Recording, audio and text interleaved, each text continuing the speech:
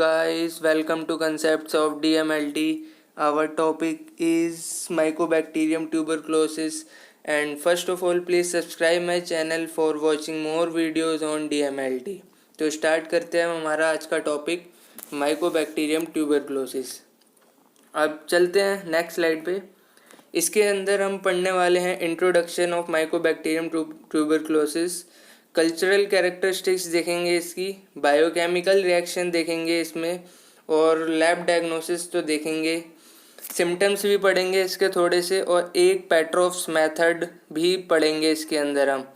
और एएफबी स्टेनिंग में अब अपनी अगली वीडियो में डिस्क्राइब करूँगा, इसके लिए न्यू सेपरेट वीडियो बनानी पड़ेगी। तो हम इस वीडियो में सिर्फ पेट्रोफ्स मेथड तक ही देखेंगे आज। तो चलते हैं अब अगली स्लाइड पे। Introduction of Mycobacterium. Mycobacterium means fungus-like bacteria are cylindrical rod shaped, sometimes shows branching filamentous form. अब माइकोबैक्टीरियम जो है ये फंगस की तरह बैक्टीरिया है, ठीक है, और ये रॉड शेप का होता है और ये कभी कभी ब्रांचिंग फिलामेंटस फॉर्म में भी पाया जाता है। मतलब कि जिस तरह फंगस प्रेजेंट होती है ना, उस तरीके की मॉर्फोलॉजी में ये प्रेजेंट होता है। मतलब ये नेट लाइक स्ट्रक्चर फॉर्म करके रखता है।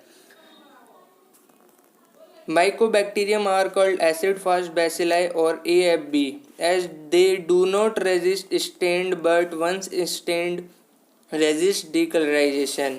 इसका मतलब है कि इसे हम AFB भी बोलते हैं क्योंकि ये AFB स्टेनिंग से स्टेन होता है, ग्राम स्टेनिंग से नहीं हो पाता ये, और ये आसानी से स्टेन भी नहीं लेता क्योंकि इसके ऊपर बैक्टीरिया के ऊपर वैक्स और लिपिड की मेम्ब्रेन होती है। पर जब ये बैक्टीरिया कलर ले लेता है तब ये आसानी से डीकलराइज भी नहीं होता, ठीक है। अब डीकलराइजेशन एक प्रोसेस है AFB में, जो हम इसे AFB स्टेनिंग में ही पढ़ेंगे। बस इतना समझ लो कि ये एक्सेस स्टेन को रिमूव नहीं होने देता अपने ऊपर से, ठीक है। अब tuberculosis in human caused by two type of bacillus, Mycobacterium tuberculosis and Mycobacterium bovis. अब ह्यूमंस में टीबी दो तरीके का बैक्टीरिया कॉज करता है, ठीक है। अब तक हमें लगता था कि सिर्फ एक तरीके का बैक्टीरिया कॉज करता है, लेकिन ह्यूमंस के अंदर टीबी दो तरीके का बैक्टीरिया कॉज करता है। पहला है माइकोबैक्टीरियम ट्यूबरक्लोसिस और दूसरा है माइकोबैक्टीरियम लेप्राe, ठीक है। Mycobacterium tuberculosis can affect any body but commonly cause pulmonary tuberculosis means lungs tuberculosis. Mycobacterium पूरे शरीर को इफेक्ट कर सकता है, शरीर के किसी भी पार्ट में हो सकता है ये, पर मेनली पल्मोनरी ट्यूबरक्लोसिस करता है ये। मतलब ये सिर्फ लंग्स को अफेक्ट करता है मेनली। ज़्यादातर आपने देखा भी होगा सिर्फ टीबी लंग्स में पाया जाता है, मगर ये शरीर में किसी भी ऑर्गन्स में हो सकता है। It was first discovered in 1882 by Robert Koch. ये पहली बार रॉबर्ट कोच ने डिस्कवर किया था 1882 में। चलते हैं नेक्स्ट स्लाइड पे। इंट्रोडक्शन ही चल रहा है इसका भी।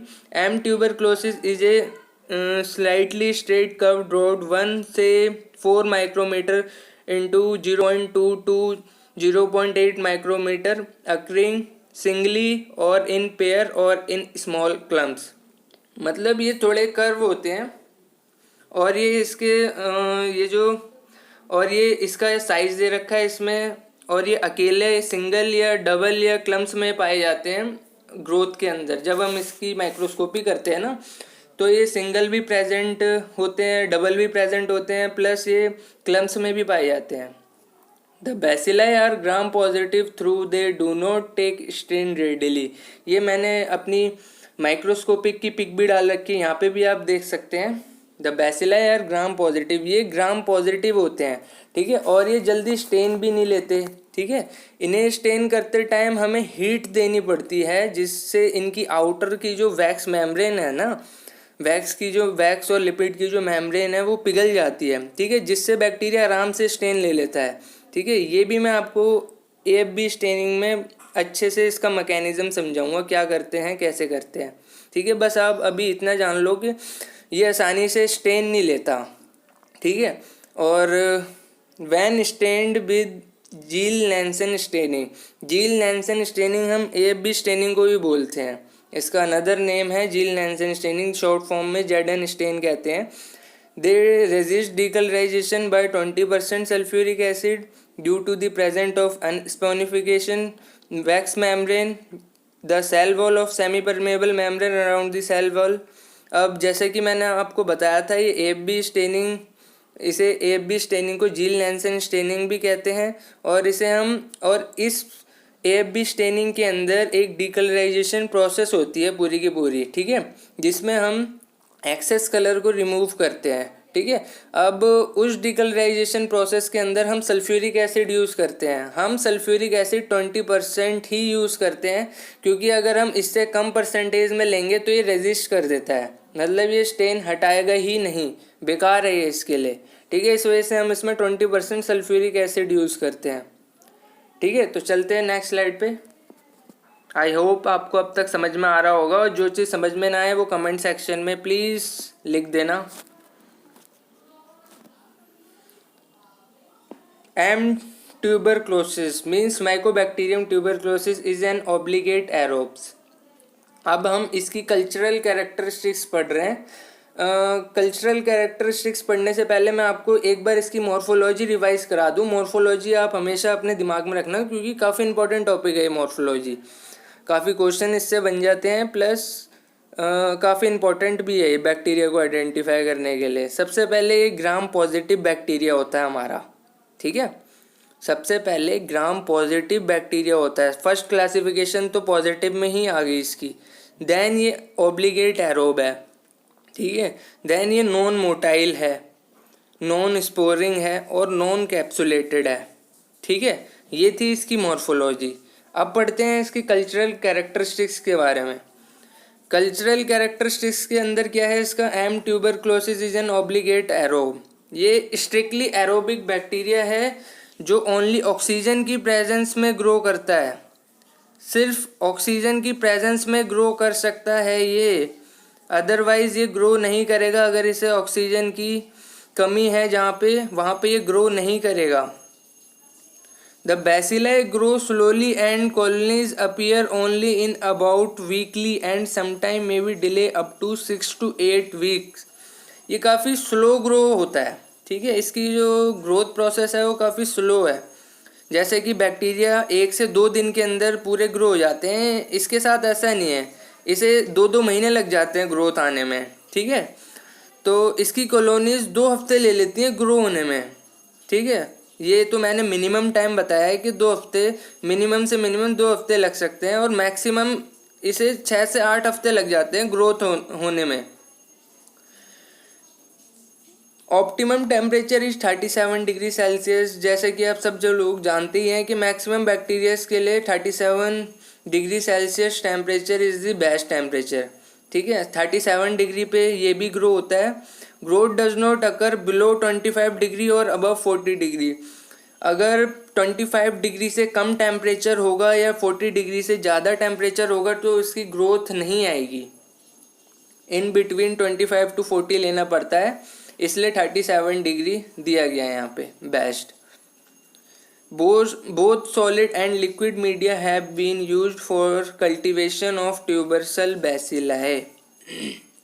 हम यहाँ पे दोनों टाइप के मीडिया यूज़ करते हैं ग्रो कराने के लिए। इसे सॉलिड भी यूज़ करते हैं, लिक्विड भी यूज़ करते हैं, लेकिन हमारे लिए लिक्विड मीडिया जो होता है वो बेस्ट होता है। इसके बेनिफिट हम आगे पढ़ेंगे, अगली स्लाइड पे पूरा लिक्विड मीडिया एक्सप्लेन है अच्छे से। तो चलते हैं नेक्स्ट स्लाइड पे। Solid media, most widely used solid media is Lowenstein Jensen media, ठीक है। अब बात करते हैं हम सॉलिड मीडिया की। सबसे पहले सॉलिड मीडिया पढ़ लेते हैं। सबसे ज़्यादा इस्तेमाल करे जाने वाला मीडिया एलजे मीडिया है, ठीक है। सबसे ज़्यादा मतलब हम इसे सेलेक्टिव मीडिया भी यूज़ करते हैं क्यों, और इसे हम लोएंसन जैनसन मीडिया के नाम से जानते हैं, ठीक है। इसके लिए कोई ब्लड अगार यूज़ नहीं होता, कोई मैकोंकी अगार यूज़ नहीं होता, कोई न्यूट्रिएंट अगार यूज़ नहीं होता। इसके लिए हम एलजे मीडिया यूज़ करते हैं ग्रो कराने के लिए। This consist of coagulated hen's egg, mineral salt solution, asparagine and malachite green which inhibit most other bacteria. ठीक है, इसके अंदर ये कॉम्पोजिशन पड़ी हुई है, हैंड सैग है, मिनरल सॉल्ट है, एस्पार्जिन है, माल्चेट ग्रेन है, जो बाकी अदर बैक्टीरिया को ग्रो नहीं होने देता। सिर्फ ये specific particular type of bacteria की स्पीसीज ही ग्रो होगी, माइको बैक्टीरिया की ही स्पीसीज ग्रो होगी इस मीडियम के ऊपर। ठीक है, तो इसे एज हम सेलेक्टिव मीडिया भी यूज़ करते हैं। तो सेलेक्टिव मीडिया की यूज़ तो आप जानते ही होंगे। चलते हैं नेक्स्ट पॉइंट पे। On solid media Mycobacterium tuberculosis form dry rough irregular colonies. इस मीडिया पे ड्राई रफ और इर्रेगुलर कॉलोनीज फॉर्म करता है ये बैक्टीरिया। ठीक है, ये बैक्टीरिया नहीं, सारे bacteria dry rough irregular colonies form करेंगे माइकोबैक्टीरियम स्पीसीज की। Initially they are creamy white and become yellowish. Starting में तो ये वाइट कलर का होता है, वाइट कलर की कॉलोनीज फॉर्म होती है, पर जैसे जैसे टाइम बीतता जाता है ये येलोइश कलर लेने लगती है, इसकी कॉलोनीज पीली पड़ने लगती है। ठीक है, usually solid media is incubated for 4 weeks and keep for up to 8 week before as negative. हम रिपोर्ट नेगेटिव देने से पहले ना इसे हम 8 वीक्स तक इंक्यूबेट करते हैं। अगर 8 वीक्स तक ग्रोथ नहीं आती, ठीक है, अगर ग्रोथ नहीं आती 8 वीक्स तक, तब हम इसे नेगेटिव देते हैं। अगर ग्रोथ आ गई 8 वीक्स तक तो पॉजिटिव आएगा ही आएगा। ठीक है, तो याद रखना हमेशा 2 महीने तक इसकी प्रोसेस चलती है कल्चर की, तो 2 महीने के अंदर अंदर हम इसे नेगेटिव नहीं दे सकते। 8 वीक्स के बाद ही हम नेगेटिव दे सकते हैं। चलते हैं नेक्स्ट स्लाइड पे। लिक्विड मीडिया, बात करते हैं लिक्विड मीडिया की। Among liquid media Dubos, Middlebrook's, Proskauer's and Beck Sula's and Sauton's media are most commonly use. अब इसमें ये इंपॉर्टेंट मीडियाज दे रखे हैं, लिक्विड मीडियाज के नाम दे रखे हैं कुछ। उसके अंदर मोस्ट कॉमनली मीडिया है डूबोज। ठीक है, डूबोज काफ़ी लैब्स में कॉमनली यूज़ होता है। आप कहीं जाएंगे भी लैब्स में, वहाँ काम करेंगे तो वहाँ पे भी डूबोज मीडिया ही मिलेगा आपको कल्टीवेट करने के लिए। ठीक है, liquid media are not only use for cultivation but also use for sensitivity test. ठीक है, chemical test and preparation of antigens and vaccines. ठीक है, लिक्विड मीडिया के फ़ायदे दे रखे हैं। अब इसमें फ़ायदे समझाए हुए हैं कि लिक्विड मीडिया के बेनिफिट्स क्या हैं ऑन सॉलिड मीडिया। ठीक है, अब लिक्विड मीडिया पे ग्रो कराने के साथ साथ ना हम बैक्टीरियल सेंसिटिविटी भी लगा सकते हैं। सेंसिटिविटी अब आपको पता है, कल्चर करते हैं, फिर उसकी सेंसिटिविटी लगाते हैं, फिर हम उसके बायोकेमिकल रिएक्शन करते हैं, माइक्रोस्कोपी करते हैं। 4-5 प्रोसेस होती हैं बैक्टीरिया को आइडेंटिफाई करने के लिए। ठीक है, तो लिक्विड मीडिया के अंदर इसमें काफ़ी सारी प्रोसेस लिक्विड मीडिया के अंदर ही हो जाती हैं। जैसे कि हम साथ साथ इसके सेंसिटिविटी भी लगा सकते हैं, प्लस बायोकेमिकल टेस्ट भी लगा देते हैं। तो 3-4 प्रोसेस इकट्ठी हो जाती हैं। इस वजह से बेस्ट माना जाता है सॉलिड मीडिया के कंपैरिजन में। In compare to solid media, liquid media detects mycobacterium early in about 6 week. ये बहुत बहुत इम्पोर्टेंट पॉइंट है कि सॉलिड मीडिया जो है वो काफ़ी लंबा टाइम लेता था, 8 हफ्ते तक ले लेता था ग्रो कराने के लिए। ठीक है, लेकिन ये जो लिक्विड मीडिया है ये लास्ट 6 वीक्स लेता है ग्रो कराने के लिए। ठीक है, 2 हफ्ते बचते हैं इससे हमारे। ठीक है, और काफ़ी बेनिफिशियल भी है इसके लिए। हमें अलग से कोई टाइम नहीं चाहिए सेंसिटिविटी लगाने का, कोई अलग से टाइम नहीं चाहिए क्या कहते हैं इसे ग्रो कराने के लिए। ठीक है, सारी चीज़ें, सारी प्रोसेस एक साथ हो जाती है हमारी लिक्विड मीडिया के अंदर, और टाइम की भी बचत है इसके अंदर हमारी। तो पता चल गया बेस्ट कौन सा है। Liquid media is the best media for Mycobacterium. चलते हैं नेक्स्ट स्लाइड पे। आई होप आपको अब तक की सारी पीपीटी समझ में आई होंगी। जो चीज़ समझ में ना आए तो प्लीज़ कमेंट में लिख देना जो चीज़ समझ में ना आई। और पढ़ते हैं हम न्यू मेथड ऑफ कल्टीवेशन। क्या क्या नए मेथड आ गए हैं, क्या क्या नई टेक्निक्स आ गई हैं लैब्स के अंदर इसे ग्रो कराने के लिए। बैकटैक 460, बैकटैक अलर्ट और माइकोबैक्टीरियल ग्रोथ इंडिकेटर ट्यूब। ठीक है, अब ये बैकटैक 460 ये तीनों चारों मशीनें हैं। ठीक है, अब इसके फ़ायदे क्या हैं? ये ऑटोमेटेड मेथड्स हैं ये ग्रो कराने के लिए, ग्रोथ डिटेक्ट करने के लिए, और काफ़ी एडवांस मशीन्स हैं इसके अंदर, काफ़ी जल्दी ग्रोथ डिटेक्ट हो जाती है। ज़्यादातर लैब्स में यही यूज़ हो रही हैं machines.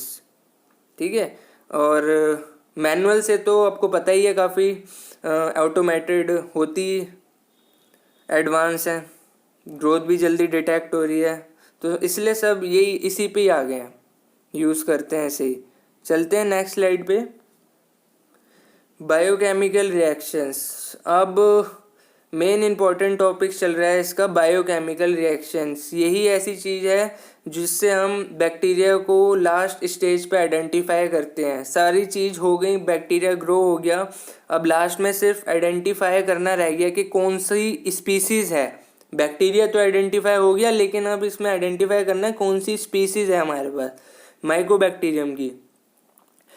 Are done for identification of mycobacterial species are commonly are, मतलब मैंने अभी आपको बताया कि ये माइकोबैक्टीरियल स्पीसीज आइडेंटिफाई करने के कुछ 3-4 टेस्ट दिए हुए हैं यहाँ पे। पहला टेस्ट है नियासिन टेस्ट। ठीक है, ये डिफ्रेंशिएट करने के काम आता है माइकोबैक्टीरियम ट्यूबरक्लोसिस को बोविस से, माइकोबैक्टीरियम बोविस से। जैसे मैंने आपको पहले ही बताया था कि इंसान के अंदर 2 टाइप के बैक्टीरिया कोस करते हैं माइकोबैक्टीरियम ट्यूबरक्लोसिस। पहला जो था वो माइकोबैक्टीरियम ट्यूबरक्लोसिस कोस करता था।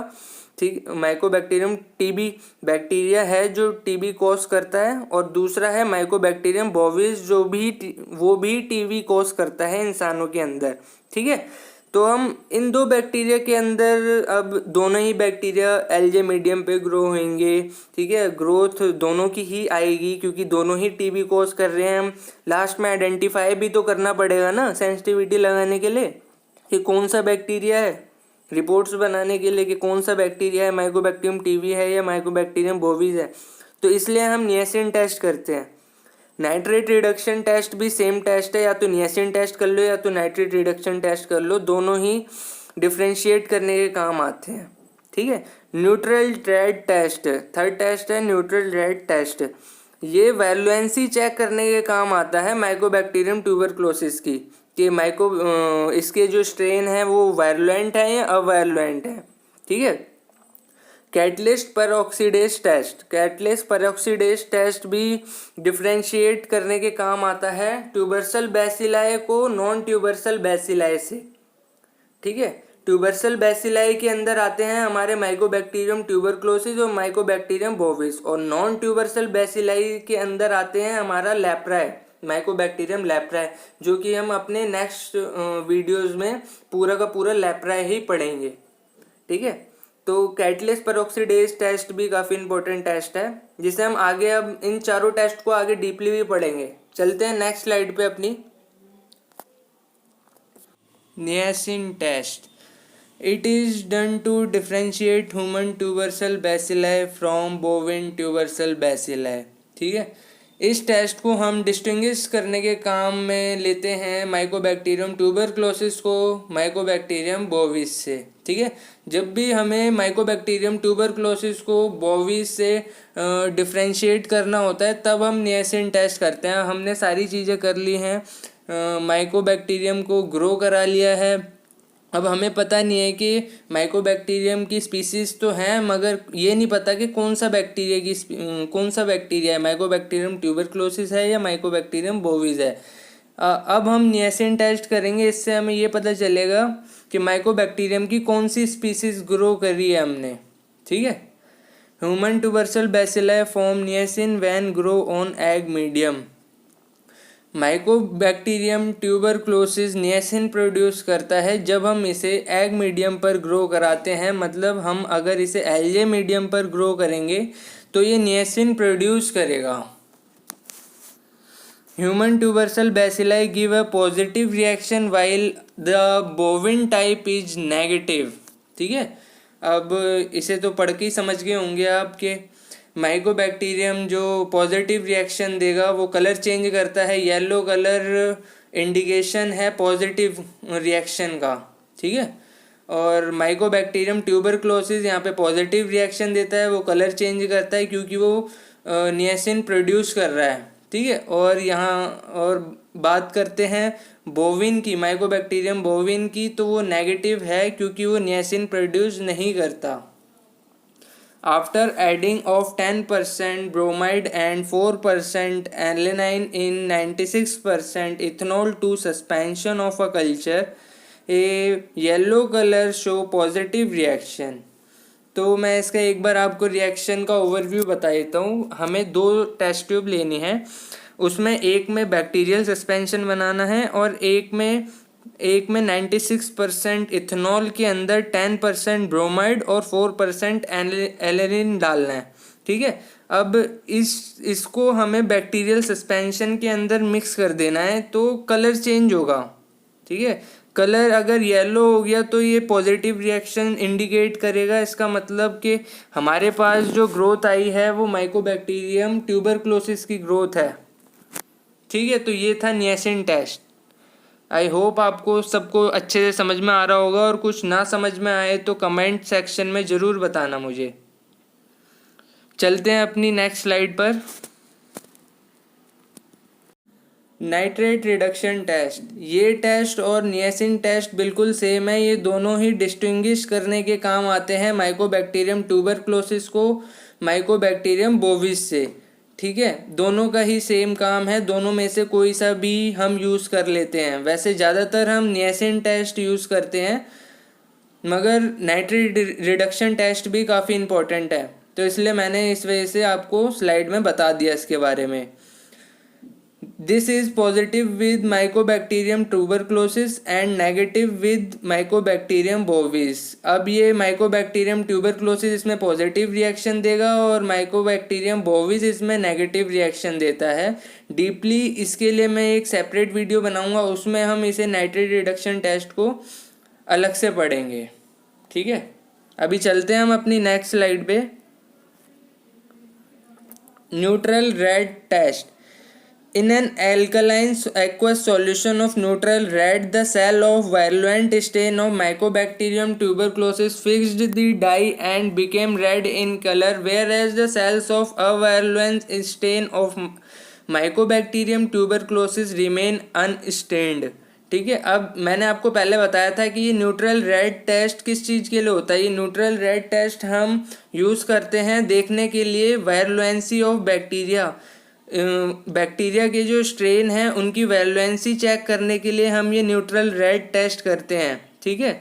अब इसमें हम एक टेस्ट ट्यूब में न्यूट्रल रेड टेस्ट का एक्वस सॉल्यूशन बनाते हैं, ठीक है। उसमें हम एक वायर लूप से या किसी भी लूप से बैक्टीरियल कॉलोनी उठानी है और उसके अंदर डाल देनी है, ठीक है। अगर स्ट्रेन वायरुलेंस हुआ ना, वायरुलेंट हुआ तो वो पॉजिटिव रिएक्शन देगा और पिंक कलर फॉर्म करेगा, और अवायरुलेंट स्टेन हुआ तो कोई रिएक्शन नहीं देगा, ठीक है। तो कलर चेंज भी नहीं होगा, इससे आप पता चल जाएगा।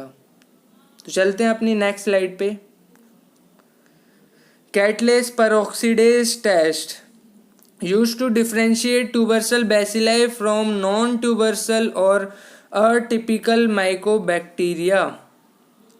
इसमें हम डिस्टिंग्विश करते हैं, इसे हम इस टेस्ट के अंदर हम डिस्टिंग्विश करते हैं माइकोबैक्टीरियम ट्यूबरसल बैसिलाई, जिसके अंदर ये कॉम्प्लेक्स है जिसके अंदर हमारा माइकोबैक्टीरियम ट्यूबरक्लोसिस और माइकोबैक्टीरियम बोविस आते हैं। इसको हम नॉन ट्यूबरसल बैसिलाई से डिस्टिंग्विश करते हैं, जिसके अंदर हमारा वो आता है, क्या कहते हैं उसे, माइकोबैक्टीरियम लेप्राe, ठीक है।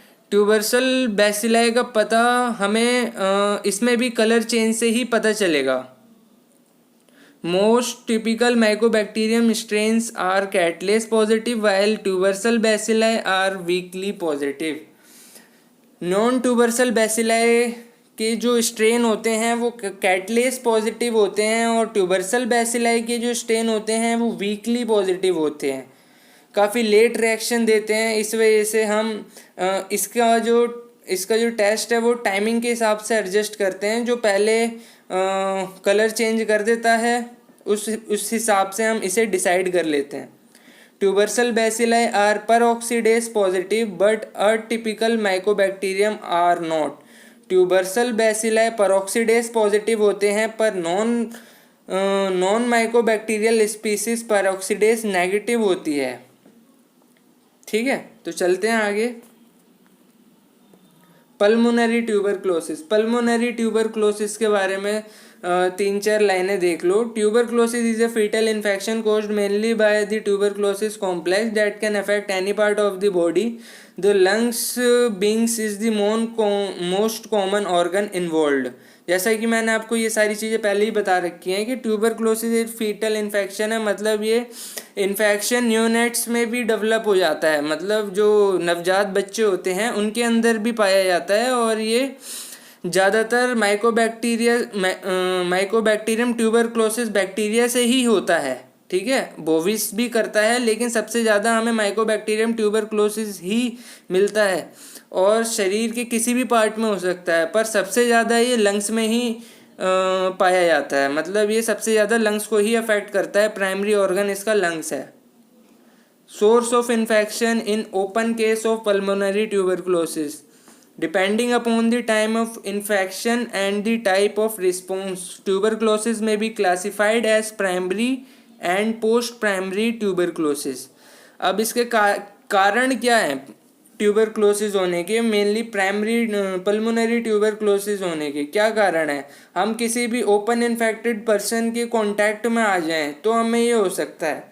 ठीक है, मोस्ट चांसेस यही होते हैं कि हम किसी इन्फेक्टेड पर्सन के कांटेक्ट में आ जाएं, या फिर ट्यूबरसल बैसिलाई को हम और नेक्स्ट इसमें दे रखा है कि ट्यूबरसल बैसिलाई को हमने 2 पार्ट्स में डिवाइड करा हुआ है, primary and post primary tuberculosis. ठीक है, हमने इसके जो टाइप है ये हमने इसको जो 2 पार्ट्स में डिवाइड करा हुआ है वो इसके टाइप्स और समय, मतलब ड्यूरेशन ऑफ डिजीज़ के ऊपर देखते हुए डिवाइड करा हुआ है। तो अभी इसे हम आगे डीपली भी पढ़ेंगे। चलते हैं नेक्स्ट स्लाइड पे। Primary tuberculosis. ठीक है, अब इसमें हम प्राइमरी ट्यूबरक्लोसिस के बारे में जानेंगे। अब मैं इसकी आपको डायरेक्ट मीनिंग ही बता देता हूँ। ये सबसे पहले स्टार्टिंग स्टेज है इन्फेक्शन की। ठीक है, सबसे पहला इन्फेक्शन है ये माइकोबैक्टीरिया का, और ये अपर लोब्स के lower part of the lungs में इन्फेक्ट करता है। ठीक है, जो अपर लोब होगा उसके लोअर पार्ट में ये इन्फेक्शन कॉज होता है, और ये अल्वोलर मैक्रोफेज को इनगल्फ कर जाता है, और ये मल्टीप्लाई होता है इंट्रासेल्युलरली। ठीक है, मतलब कि ये सेल के अंदर मल्टीप्लाई होता है, डिवाइड ये सेल के अंदर होगा। पोस्ट प्राइमरी ट्यूबरक्लोसिस में क्या है कि इसे हम अडल्ट और सेकेंडरी ट्यूबरक्लोसिस भी कहते हैं। ये तब होता है जब पहले कभी ट्यूबरक्लोसिस हुआ हो पास्ट में। पेशेंट की जो हिस्ट्री होती है उसमें कभी या तो उसे ट्यूबरक्लोसिस हुआ हो, ठीक है, या तो वो ठीक हो गया हो या वो ठीक ना हुआ हो, या कभी ऐसा भी हो सकता है कि उसने 1-1.5 महीने दवाई खाई हो और फिर उसने दवाई खानी छोड़ दी हो कि उसे लग रहा है कि मैं ठीक हो गया, लेकिन वो ठीक नहीं हुआ था, तो फिर से पोस्ट प्राइमरी ट्यूबरक्लोसिस हो सकता है उसे। या फिर ऐसा भी हो सकता है कि उसे पहले लंग्स में ट्यूबरक्लोसिस हो, अब किसी और पार्ट्स में, बॉडी के किसी और पार्ट्स में ट्यूबरक्लोसिस हो जाए, तो ये भी काफ़ी सारे चांसेस होते हैं, तो इसे हम पोस्ट प्राइमरी ट्यूबरक्लोसिस कहते हैं। अब बात करते हैं इसके सिम्टम्स की। सिम्टम्स तो आप सारे जानते ही होंगे। कफिंग मोर देन 3 वीक्स, 3 हफ्तों से ज़्यादा खांसी सबसे बड़ा रीज़न है इसका ट्यूबरक्लोसिस होने का। कफिंग विद ब्लड, खून के साथ अगर खांसी हो। चेस्ट पेन, छाती में दर्द हो। Fever, night sweat, fatigue, weight loss, chill, loss of appetite, थकावट, ठंड लगना या वजन कम होना। ठीक है, ये मोस्ट कॉमन सिम्टम्स हैं पल्मोनरी ट्यूबरक्लोसिस के। Lab diagnosis of pulmonary tuberculosis. अब बात करेंगे हम इसकी लैब डायग्नोसिस की। ठीक है, अब सबसे पहले इसमें 4 स्टेप आते हैं। सबसे पहला तो स्पेसिमेन कलेक्शन। कोई भी चीज़ स्टार्ट होती है वो स्पेसिमेन कलेक्शन से ही स्टार्ट होती है लैब के अंदर। फिर देन बात करेंगे हम इसकी माइक्रोस्कोपी, फिर कल्चर आइसोलेशन के बारे में, फिर एक मॉलिक्यूलर मेथड है उसको भी बारे देखेंगे हम। मॉलिक्यूलर मेथड्स में हम पीसीआर देखेंगे। पीसीआर के बारे में 2-3 चीज़ें बताऊंगा आपको।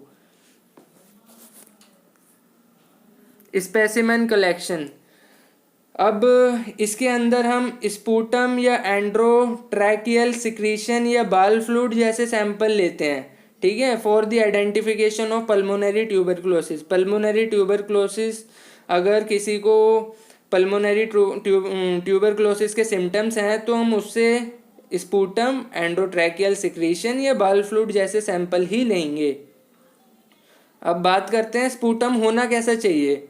स्पूटम का मतलब होता है बलगम, ठीक है। अब बलगम होना कैसा चाहिए, इसके अंदर हम स्पूटम कलेक्शन सारा देखेंगे। स्पूटम होना कैसा चाहिए, कलेक्ट कैसे करते हैं, सारी चीज़ें पढ़ेंगे। स्पूटम को सुबह उठते ही बिना कुछ खाए पिए कलेक्ट करना है।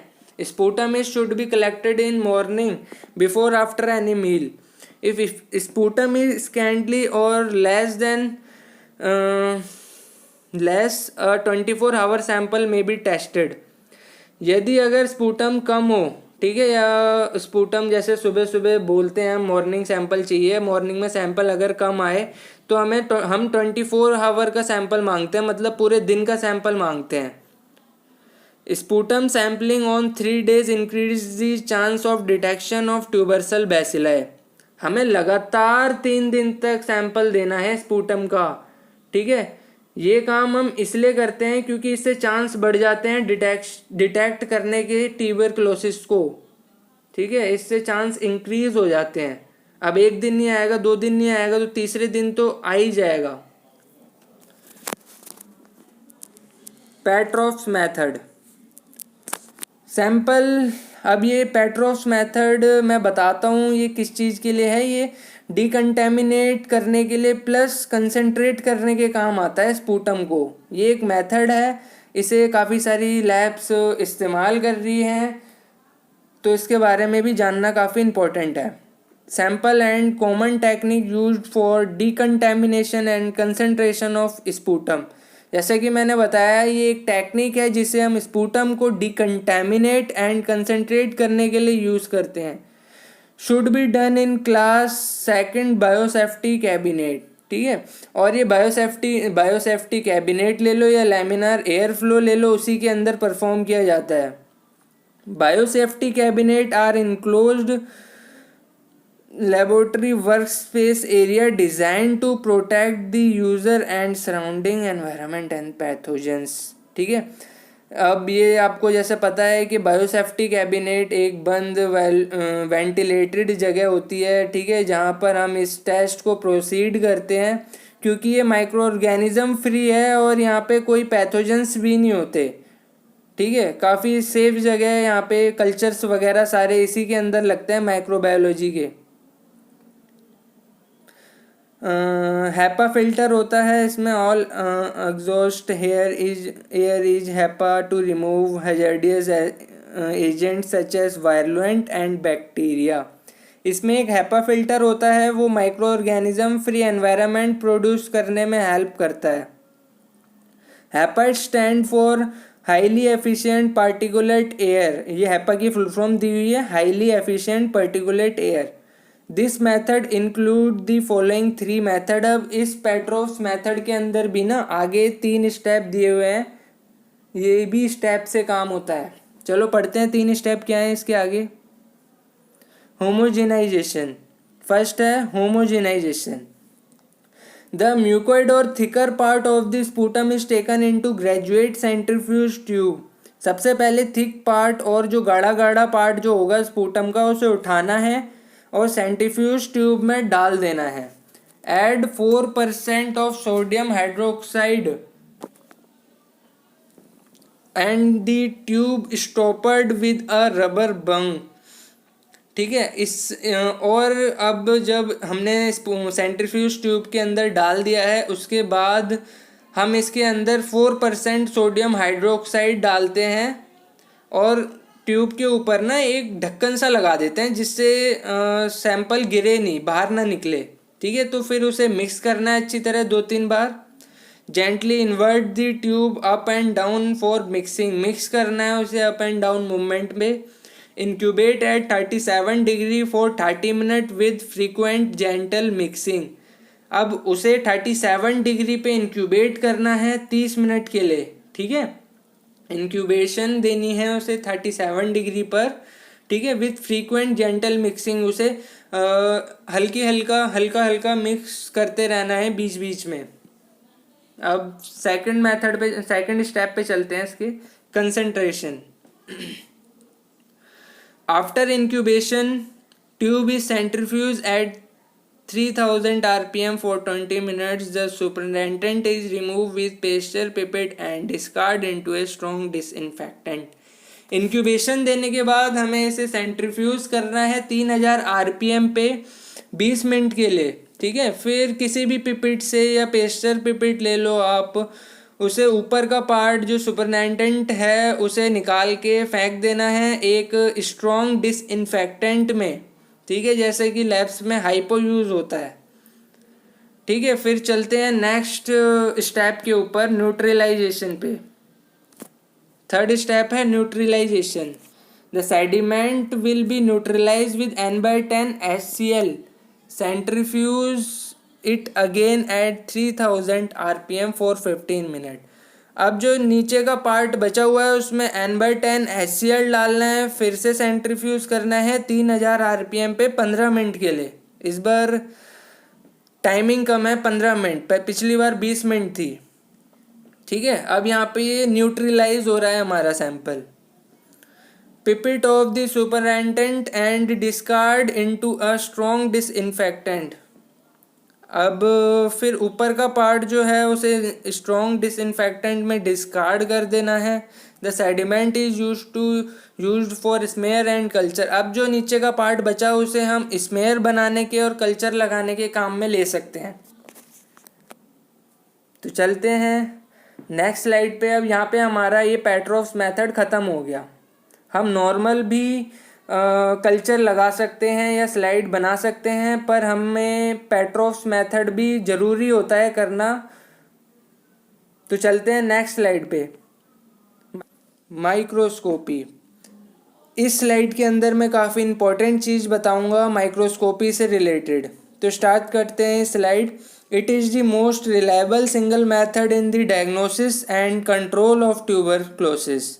ये सबसे आसान और भरोसेमंद टेक्निक है आइडेंटिफाई करने के लिए ट्यूबरसल बैसिलाई को। ठीक है, जैसे कि आपको पता ही है माइक्रोस्कोपी करते हैं सब। डायरेक्ट और concentration smears of sputum are examined. इसके अंदर हम डायरेक्ट स्पूटम और पेट्रोफ्स मेथड से किया हुआ कंसंट्रेटेड स्पूटम से स्मेयर बनाते हैं और एग्जामिन करते हैं। किसी भी मेथड से कर लो। ज़्यादा गाढ़ा स्पूटम है तो डायरेक्ट ही लगा दो, वरना कंसंट्रेट करके लगाना पड़ता है। Direct smear should be prepared from thick purulent part of the smear. ठीक है, अब डायरेक्ट स्पूटम से स्मेयर बनानी है तो हमें स्पूटम का सबसे थिक पार्ट लेना होगा। New slide should be used for making of smears and should not be reused as acid fast bacilli may not be also be removed from the slides by cleaning. ठीक है, हमेशा नई slide लेनी चाहिए smear बनाने के लिए, और हमें कोई यूज़ करी हुई स्लाइड नहीं लेनी चाहिए, या कोई कहे कि ये धुली हुई स्लाइड है इस पर स्मेयर बना लो, तो वो भी हमें यूज़ नहीं करनी, क्योंकि सम अमाउंट ऑफ बैक्टीरिया उस पर रहता है धोने के बाद भी। Smears are dried, heat fix and stained by Ziehl Neelsen technique. फिर स्मेयर बनाने के बाद, अब न्यू स्लाइड पे स्मेयर बनाने के बाद, ठीक है, ध्यान देना इस बात पे, नई स्लाइड पे स्मेयर बनाने के बाद उसे सुखाना है, फिर उसे हीट फिक्स करना है, फिर उसके बाद AFB स्टेनिंग स्टार्ट करनी है अपनी। AFB स्टेनिंग का पूरा प्रोसीजर मैं आपको अब अगली नेक्स्ट वीडियो में दूंगा, जिसमें AFB स्टेनिंग का हम पूरा मैकेनिज्म जानेंगे कि किस तरीके से स्टेन होता है प्रॉपरली। तो चलते हैं अपनी नेक्स्ट स्लाइड पे। Culture is a very sensitive technique for tubercle bacilli. Culture के बारे में हम पढ़ते हैं, कल्चर आइसोलेशन के बारे में, तो ये भी काफ़ी एडवांस टेक्निक है, ठीक है, और इससे भी काफ़ी चीज़ें पता चल जाती हैं।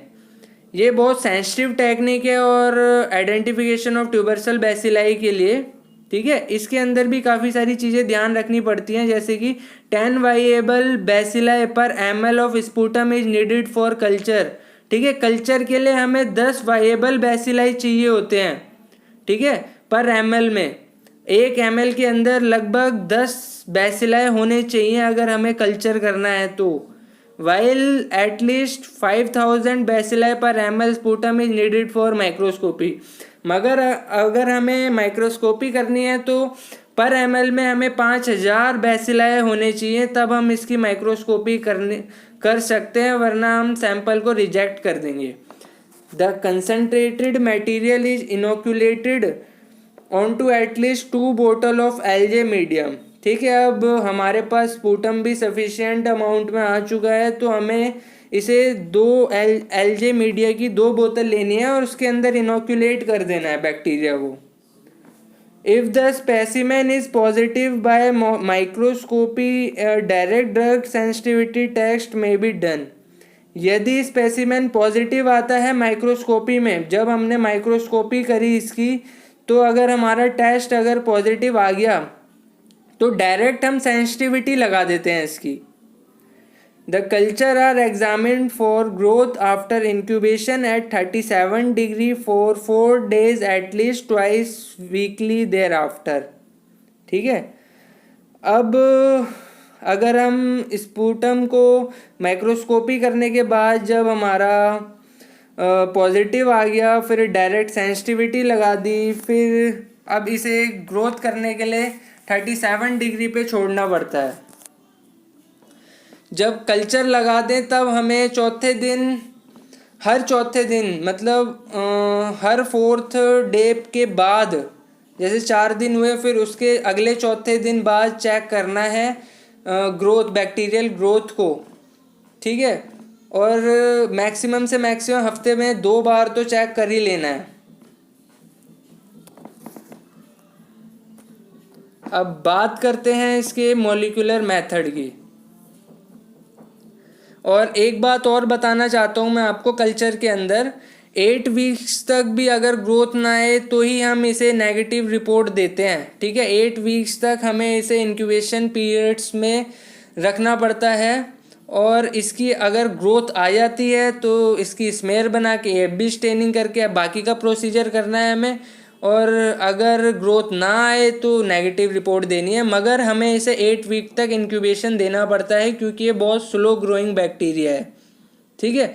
अब एक और लास्ट जो हमारा टॉपिक है वो है मॉलिक्यूलर मेथड, ठीक है। अब इस मेथड के अंदर ये एक ऐसी टेक्निक है, ठीक है, इस मेथड के अंदर हम PCR पढ़ेंगे बेसिकली, ठीक है। अब ये एक ऐसी सेंसिटिव और स्पेसिफिक टेक्निक है, ठीक है। ये मेनली हम एक्स्ट्रा पल्मोनरी ट्यूबरक्लोसिस के लिए यूज़ करते हैं, डिटेक्शन करने के लिए यूज़ करते हैं। Polymerase chain reaction PCR is a most sensitive and specific and rapid conventional method for AFB staining and culture method, especially extrapulmonary tuberculosis। जैसा कि मैंने बताया ये बहुत स्पेसिफिक, सेंसिटिव और रैपिड टेक्निक है। ये मेनली हम एक्स्ट्रापल्मोनरी ट्यूबरक्लोसिस के लिए यूज़ करते हैं। अब मान लो किसी को ट्यूबरक्लोसिस के सिम्टम्स आ रहे हैं उसके शरीर में, उसे लग रहा है ऐसा कि मेरे को TB हो सकता है, ठीक है, और उसे पल्मोनरी ट्यूबरक्लोसिस भी नहीं है, मतलब उसे लंग्स ट्यूबरक्लोसिस नहीं है। उस कंडीशन में हम मॉलिक्यूलर मेथड यूज़ करते हैं आइडेंटिफाई करने के लिए, क्योंकि अगर उसे लंग्स ट्यूबरक्लोसिस नहीं है तो हम उसका स्पूटम नहीं ले सकते, हमें कोई और सैंपल लेना पड़ेगा जिस भी पार्ट में ट्यूबरक्लोसिस आएगा, ठीक है। चलते हैं नेक्स्ट स्लाइड पे। Gene expert is a sensitive and specific test for diagnosis smear negative pulmonary tuberculosis. जैसा मैंने आपको बता ही दिया था पहले भी। अब यहाँ पे बात करते हैं कि जीन एक्सपर्ट एक सेंसिटिव टेस्ट है, ठीक है। ये पीसीआर के अंदर किया जाता है और ये डायग्नोसिस करने के काम आता है पल्मोनरी ट्यूबरक्लोसिस, मतलब किसी भी ट्यूबरक्लोसिस को, पल्मोनरी नहीं बोल रहा मैं, किसी भी ट्यूबरक्लोसिस को डिटेक्ट करने के लिए यूज़ किया जाता है। Use sputum sample for diagnosing pulmonary tuberculosis in patient with a negative sputum AB smear. अगर किसी की स्पूटम स्मेयर नेगेटिव आ जाती है ना, अब स्पूटम की सैंपल किसी का नेगेटिव आ जाता है, तो उस कंडीशन में भी हम स्पूटम को डायग्नोस करेंगे मॉलिक्यूलर मेथड से, ठीक है। It detect the DNA in TB bacteria and also can detect the genetic mutation associated with resistance to the drug rifampicin, ठीक है। अब इसके बारे में बता देता हूँ मैं। ये जो टीबी का जो बैक्टीरिया होता है ट्यूबरसल बैसिलाई, इसका जो इस मेथड में हम पीसीआर के अंदर इसका डीएनए एम्पलीफाई करते हैं, बैक्टीरिया का डीएनए एम्पलीफाई करते हैं और उसे हम डिटेक्ट करते हैं, ठीक है। और इसकी जीन म्यूटेशन को भी डिटेक्ट कर लेते हैं हम, ठीक है। और इस बैक्टीरिया के लिए एक रैम्पैम्पिसिन ड्रग यूज़ करते हैं जो इसके रेजिस्टिविटी को भी पता करता है। इस मेथड से हम इस ड्रग की रेजिस्टेंस को भी पता कर लेते हैं, ठीक है। तो ये थी आज की हमारी वीडियो।